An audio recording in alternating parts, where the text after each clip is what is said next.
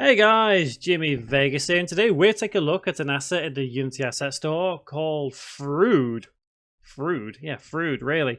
Free food and drinks pack. Now, initially what attracted me to this is, as you guys know, if you follow me quite a lot, you'll know that I kind of like low poly to an extent. And so when I saw this crop up on the asset store, I thought I'd check it out. So quality, obviously there is a demo scene. I always love demo scenes. You guys know that. Quality wise, it is low poly, and I think you can't really ask for more. It looks nice. It really looks nice. Everything is obvious what it's meant to be. I mean, just look at it. Look at that cookie. That's cool. So yeah, overall I do like the quality of it. I can see it being quite useful in like mobile games. Obviously. Yeah, when I say mobile games, I don't necessarily just mean mobile games. I mean, these are like weird, funky, cool collectibles. If you're doing something like an endless runner where you've got to collect food and drinks and something like that, these are going to be absolutely brilliant for that. These are really, really good. And if anyone wants to try and make that, please let me know, because I'd love to see that for real. Quantity, we get, how many do we get? 1, 2, 3, 4, 5, 6, 7, 8, 9, 10. 10 pieces. It's doubled up here, but I'll show you why it's doubled up in just a moment.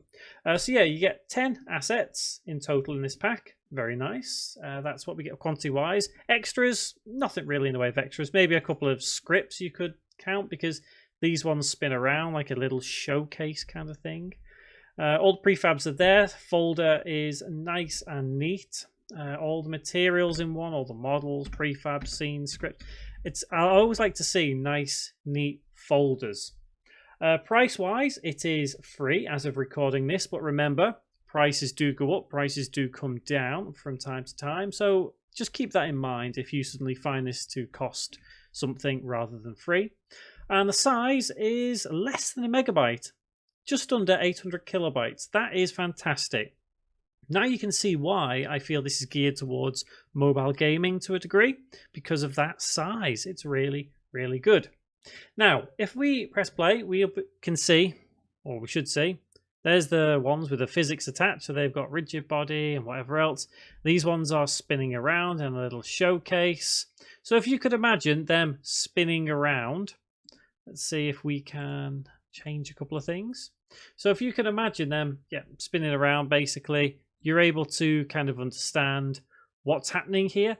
It's a little showcase, like I say. It's really, really good.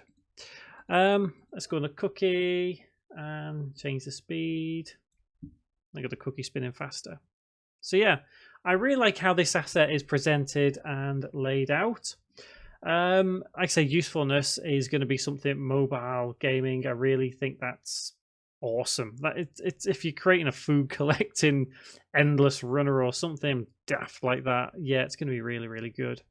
Obviously, if we attach something like post-processing, it really looks, not kiddish, but you can see the style that you could create from this effect on the screen right now. That would be something really, really cool. I'd love to see that if anyone decides to try and make it. It is customizable, so we could change the cookie if we want to, change the apple, change the cheesecake. You could do what you need to do with it, change the cup color if you wanted to. I always like to see customizable assets, and these are all, as always, customizable. So, as you guys know, I don't rate assets. I either recommend them or I don't.